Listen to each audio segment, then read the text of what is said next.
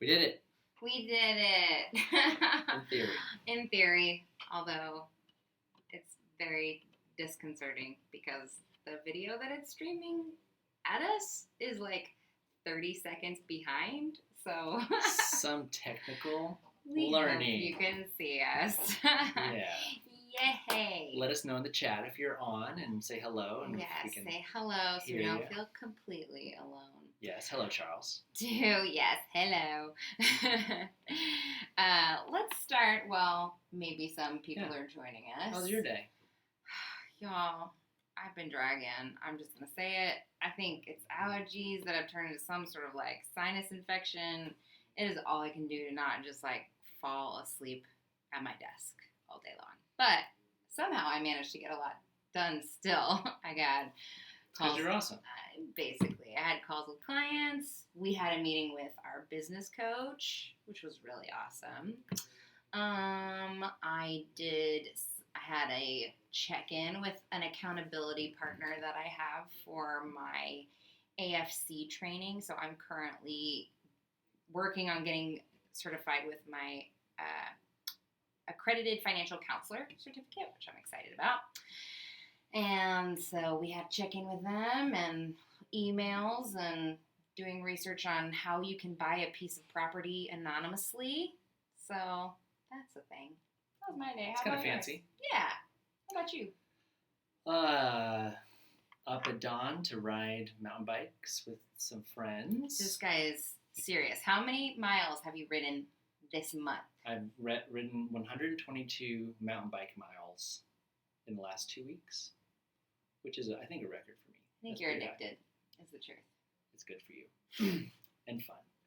And then let's see, what were some interesting highlights of the day?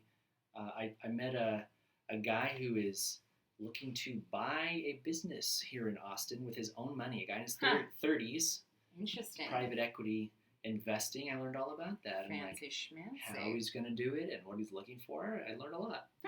And then I had a long chat with a client of ours in her late 20s who's trying to become financially independent and having passive income to support herself. Living the dream. 10 years. Wow, that's a really aggressive goal, to be financially independent in 10 years. I mean, hopefully she already has.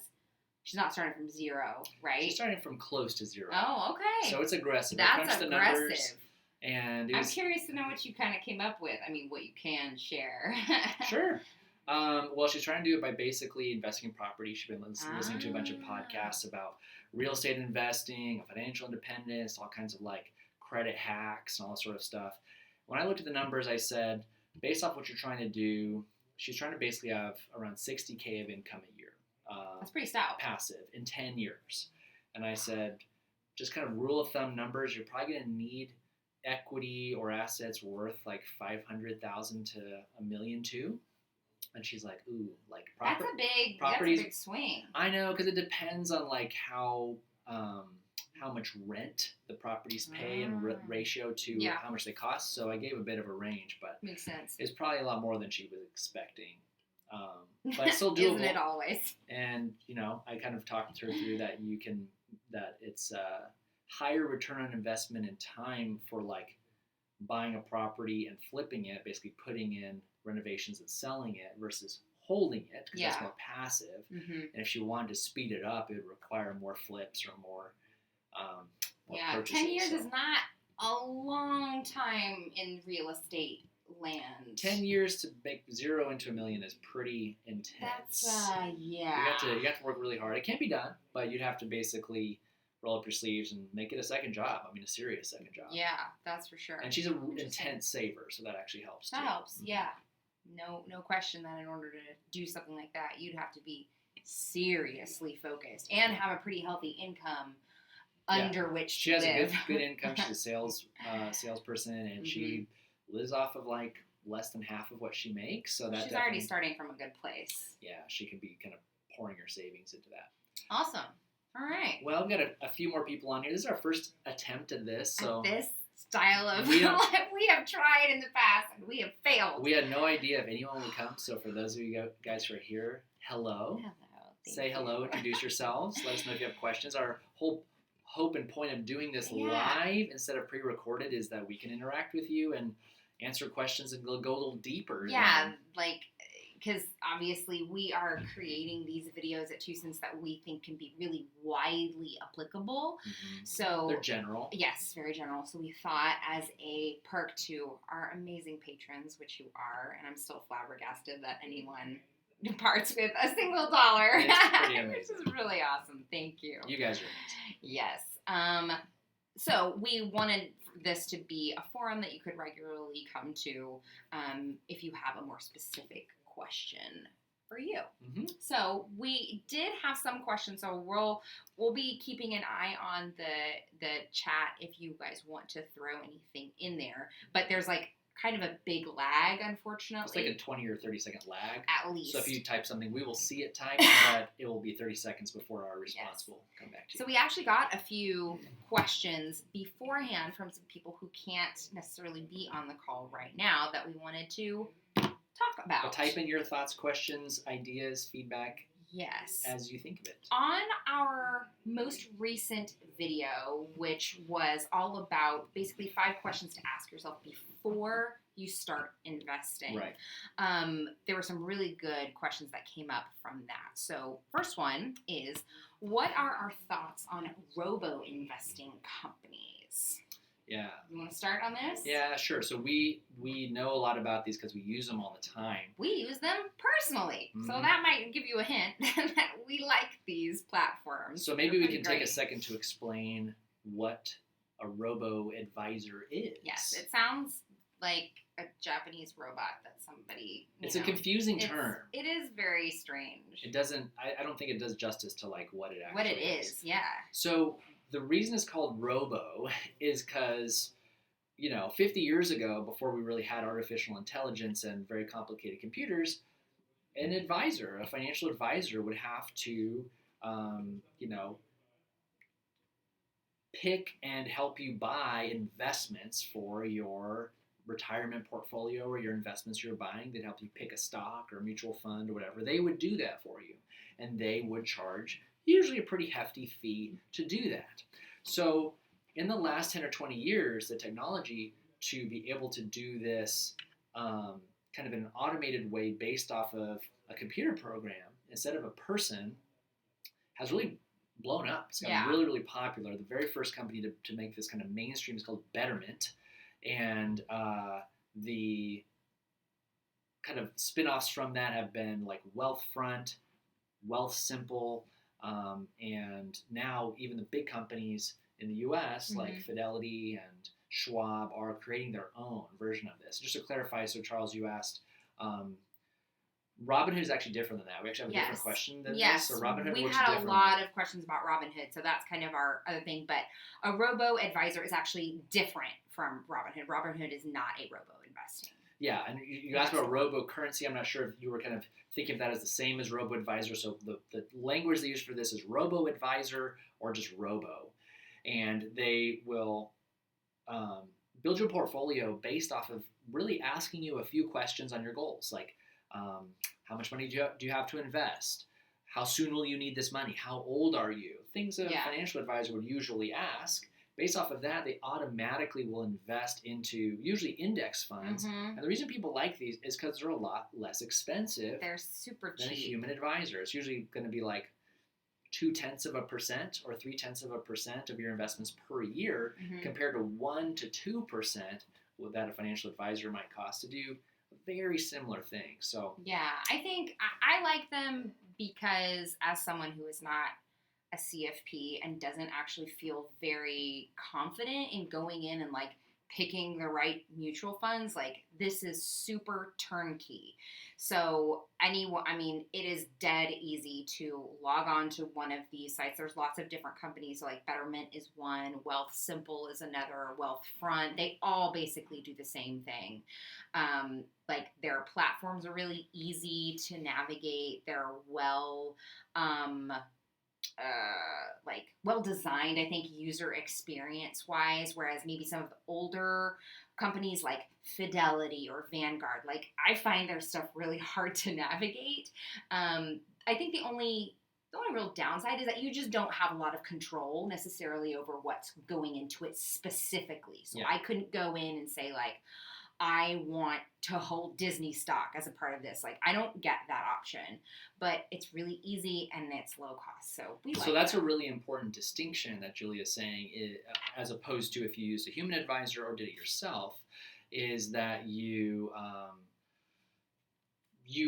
have a pretty limited set of investments usually. So these tools are going to have like 10 to maybe 12 different index funds. So like a bond index fund and a large cap stock index fund. They basically have like one of 12 different major index They're like funds. flavors. Index fund flavors. You have 12 flavors on your menu.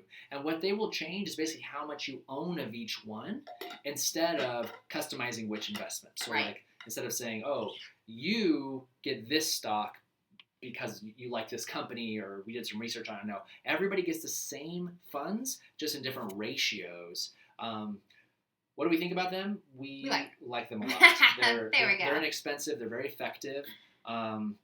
It's a great way to just get started into investing because you don't have to understand a whole lot to get invested in some good stuff for really cheap. I think they're a really awesome entry point for people into investing. You can have retirement accounts at them, and then you can use them for kind of short-term investing too. And we like how easy they are and how user-friendly they are. Yeah, and Charles, to answer your question, yes, you can totally change like how, let's say, conservative to aggressive you want that particular holding to be in. And it's so simple. Like, literally, you can go in when you log in and say, I want to have 100% stock-based mutual funds, or I want to have 10% stock-based mutual funds. Like, you literally just drag and drop a little. There's a literal slider. It's so easy. You don't even need to put in trades, choose funds. No. You basically don't have any ability to change which funds you have. You just change how much you have of each. So, like to your question, Charles, like if I wanted to be really, you said passive. I'd actually the language we use is more conservative to aggressive, right? This is all of it's pretty passive. You're not really making trades and buying and selling all the time. What changes is like how much stock funds do I have or how much bond funds you have. That's really the only thing you can control. And really heavy on stocks, that means it's going to be more aggressive, more risky. Right. More heavy on bonds is going to be more conservative, a little more safe. And you can actually dial in different ratios for different goals you have. Yeah. So that's robo advising. I want to answer Adam's question, which you're mentioning about a market research episode. I'm glad you liked that. And the question is, when the product is either something completely new or very niche, what's the best way to get started researching it? That's a really good question when it feels like there's no one else out there quite like you. My first instinct is to kind of like push back on that and say like, there ain't nothing new under the sun. Like, if you have an idea about something, the likelihood that someone else has had that idea is really, really high. And it might be that like that product that you're thinking about or service that you're thinking about putting into the world, other people have already tried and like it hasn't gone well. So my first instinct would be to say like, and it might be helpful if you put in like kind of what type of product. Yeah, if you want to share with us, Adam, we can maybe speak more specifically to that. I actually have a different thought. Oh, okay. What's your thought? Well, first of all, yes, that's true. There's really nothing new under the sun.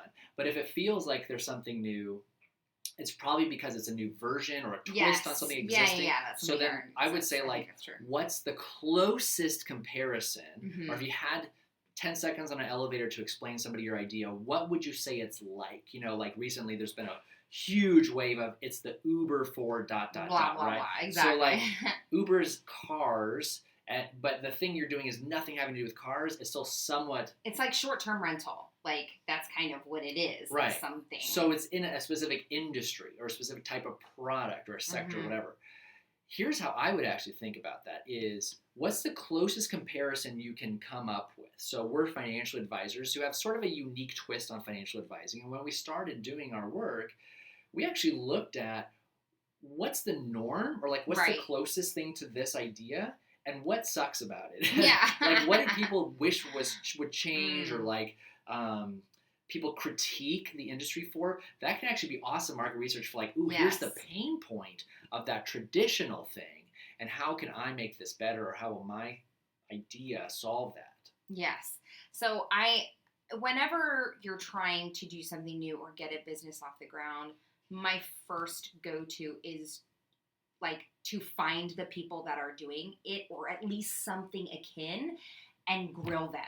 If you are trying, let's say it's an app that you're trying to get out there that doesn't exist, you know other people, or hopefully you can get in touch with other people who have done apps, right? At all. Like, you want to try and find the closest denominator. So you should try and find people who have gone through the process and are like 5 steps ahead of you. And now with social media and brands being really responsive, like wanting to be really responsive to people, I don't think it's really out of your reach to make personal connections in order to gain really valuable information for yourself that might not be available on something like Glassdoor, or, something that's in like an established business. Like, if you're gonna start a McDonald's, like, there's a lot of data that's out there that's probably really easily available. If you're wanting to do something niche, try and find someone else who's done something niche in their own category, and just grill them for information like it's your job. I'd actually also say, like, if you're looking at doing something really niche, that's probably good. Yes, in the age of the internet definitely. and Amazon being really That's general, a good thing. it's hard to distinguish yourself. If you're like, they're the only one that does anything, that does this specific thing, that I think that's actually a really good competitive edge that you're starting with, Adam. Definitely. But it can make things like market research a little tougher. So the way I would approach, like, okay, I'm looking at this niche and nobody else is in this niche. If you could look at, okay, what's the closest thing to this, or what's the industry or whatever, and ask those businesses why they're not targeting that niche. That will really tell smart. you a lot. Yes. When we started as financial advisors, we were originally thinking like we wanted to help artists and creatives, and we would talk to other financial advisors, and they would tell us like, whoa, here's why that won't work. It's very niche and it's very specific, and like it was interesting to see their thought process about, we've kind of made it work anyway, but no, it didn't mean it couldn't work. Exactly. But it was helpful to know like what their concerns were, Yes. because it did end up being actually useful advice down the road. And so I think like you can get good info, but that's how you start. Yeah, definitely. Hopefully that was somewhat helpful.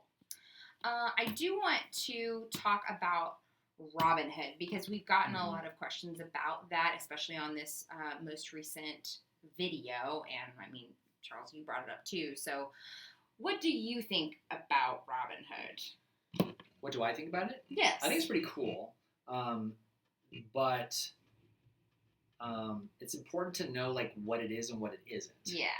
So it is basically a way to buy individual U.S. stocks, I think it's only U.S., for no commissions, which was really, really novel when Robinhood came out a couple years ago, but actually more and more of the big brokers since have started going no commission. Oh, really? I didn't realize like, that. The biggest, TD Ameritrade just announced that too, like free commissions, or commission-free trades is what I should say.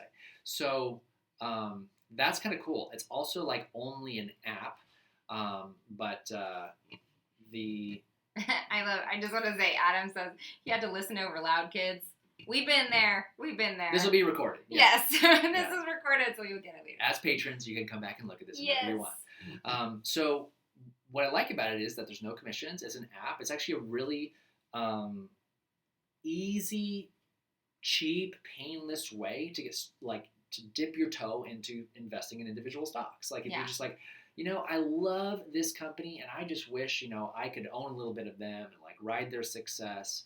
I think that's really a cool thing, and that was the way I first got started in investing. That's true. I think that's how most people feel ready to sort of get their foot in the door, as they think of investing as like, I'm picking a company, right? And it seems cool. Like there's a brand, there's a company that you know really well, and you believe in them. And I love and I believe in Apple. I love and I believe in Microsoft. And like, not only do I want to buy their products, but I want to like I want to share in their success. I would name a more trendy company, but like the second I do, it will be out of favor. So I like, know, oh my gosh. So that's the upside of it. The other side of that coin is, Yeah, I'll tell you why I don't like I'm it. gonna say I think the same thing. But I'll share my opinion, which is,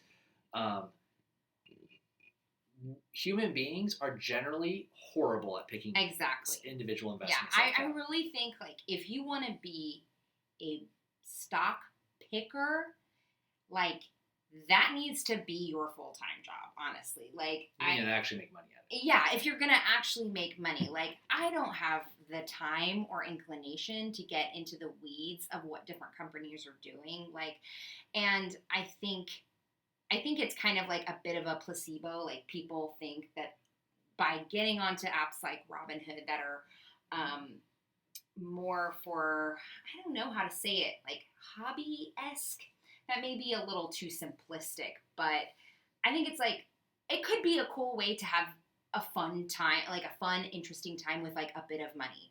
But I would definitely not recommend putting a good amount, like a significant chunk of money in any individual holding whatsoever, because you're putting yourself open to massive risk. I mean, if you wake up tomorrow and turns out the accountants were cooking the books or the CEO has some crazy scandal, right? Like it's all going to go downhill and nobody's got a crystal ball. And so I would say like, if you want to hang out there, like that's cool, but don't make it a full-time thing and don't expect more of it than it can really give you. It's a lot riskier than investing in a mutual fund for sure, by nature.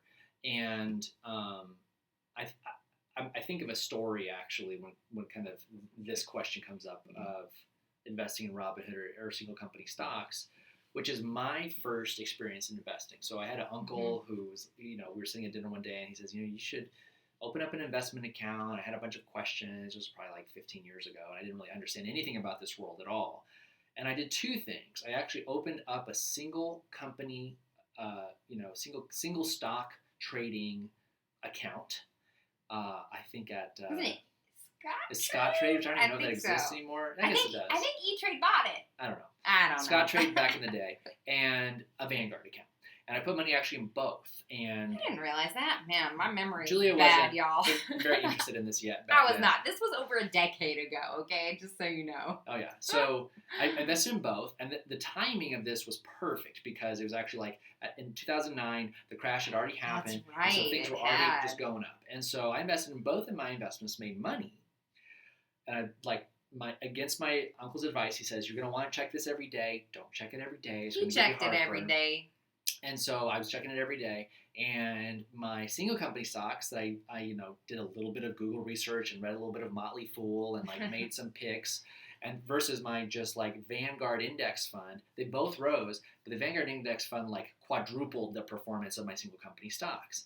And since becoming a financial planner and, hundreds of families we've looked at their investments over the years, that happens to everybody who does single company. It's every so true. time. I have never, not once, seen somebody who just been like, well, I made it. Like nobody ever does better than average. Not even like good. We're just talking average. If average is an index fund, which is just get everything. And there's these really fascinating social experiments where they will like poll a bunch of people on whatever, how many jelly beans in a jar, how much a cow weighs or whatever. And every time the average guesses are much more accurate than like individual guesses, if that makes sense. The average is the best in a weird way. We made a episode about this of index funding, but index funds. The point of that story, I think, is to have the expectation that your investments will do worse than an index fund. You may make money, but the index fund will probably make more than you do. And if that happens, that's normal. That's what you should expect. If you make more money, like if you hit a home run, great. People win the lottery, people win scratch-offs. That happens to everybody. But think of it as money you're essentially gambling with, and that the odds are against you. It's more like kind of speculation, right? I think there's investing and then there's speculation, which it's really all about where it lies on the spectrum of risk. Yeah, if you want to treat it as money that like, how much would you play bingo with or buy scratch-offs with, that's probably about how much you should have in this. And if you're putting thousands of dollars and you only have a few $1,000s, no go. A good no rule go. of thumb that we like to say as a starting point is, if you have more than 10% of your investable money in single company stocks like that, that should be a warning sign. Yes. You're way over concentrated in something that you probably shouldn't be in. Yeah, and that's actually a position that I think a lot of people who get paid in company stock, like as a piece of their compensation, find themselves in. Yeah, you can't help and it. so watch out if that's you, because that rule applies to you as well. All right, I think we should do one more, and then Yeah, if you have a question, off. if you have a burning question, I know we gotta better slide it in there. we got a baby we gotta get back to We here. we got a sweet little baby to We go. do. hug. I think this should be a quick one. Should I invest before paying off student loans? So I would say in 90% of the cases, I'm just throwing a number out there, no, you should be focusing on those loans first. However, I would say if you are within like maybe the 2-year mark of being out of your student loans, then if it's really causing you a lot of anxiety that you're not investing in your, let's say, retirement funds, like more long-term stuff, then yes, it's probably okay to start that investing journey, but don't use that as an excuse to take your eye off the ball for getting the loans out of your life. That's what I would say. Yeah, I find that it's really... It's a hard place to be, especially when you have something like 6 figures of student loans, which unfortunately a lot of people do. So paying off a student loan that has a 6% interest rate is effectively the same as having an investment that makes 6%. If you could pay off a 6% debt or make 6% on an investment, they're effectively you'll end up in the same place at the end of the day. You mean they net out? Yeah, your net worth will be the same depending on if you which have you do. both of these things. Mm-hmm. Yeah. So if you can pay off higher interest rate debt, in our opinion, this is subjective and not right or Totally wrong, subjective. but in our opinion, any debt that you owe more than about maybe 5% interest on is a pretty good candidate to slice off. Yeah. Some people say higher than that, like 8%. We like getting out of debt. It feels good. It lowers your risk. It's a good place to be in. But especially if it's higher than like 6, 7, 8, it's a no-brainer. Like, do that before investing, because that's a really good return on your investment, is getting rid of that you're getting debt. rid of this negative number, which is the same as, adding a positive number on the other side. So like, if you can get that out of your life, like, I think a lot of people think that, well, why would I pay off this debt if I could be making more money through my investment over here? And the thing is that the biggest hitch in that plan is that the interest over here is guaranteed on the loan. The amount that your holdings, your investments are growing in value, that is so not guaranteed. Not, by any stretch of the imagination, unless you're in something like a CD, which that's going to give you like 2-3%. That's not going to be enough to outpace what this is probably doing. So like, unless you are getting at least a guaranteed rate of return over and above what you're having to pay in interest, it makes more sense to focus on the loans. Yeah, that's such an important thing to remember whenever you're talking about leverage. That's what the technical term for this is instead of paying off debt with money I've got, I'm going to invest it instead. That's leveraging your debt, I guess. People sometimes forget to account for the fact that most investment returns are a little bit of a gamble. You don't know for sure that you will make more. And when we talk to folks who say, "No, I'm not going to pay off my car loan at 4% because that's low, and I could make more in my investment," we usually say you might or you might not. Right. And what if you don't? That the 4% interest is a sure thing. Mm-hmm. The gain on the other side is not known, and we philosophically like to prioritize debt reduction over investing. Do one then the other, and then you don't have to worry about it. Yes, indeed. Well, these were all great questions, and we are at the end of our live stream. Look at us, we did it. Boom. Thank you for being here, guys. Thank and you for your great being questions, here. Charles yes, and Adam. And I hope that this will obviously be recorded so you can come back and see it for all the peeps that could not join us today. And yeah, thank you.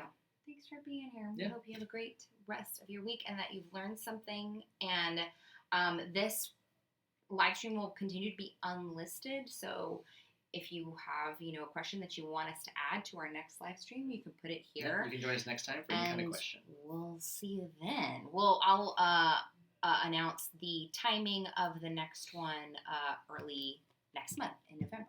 Mm-hmm. Thanks, guys. Yay! Have a great weekend. Bye.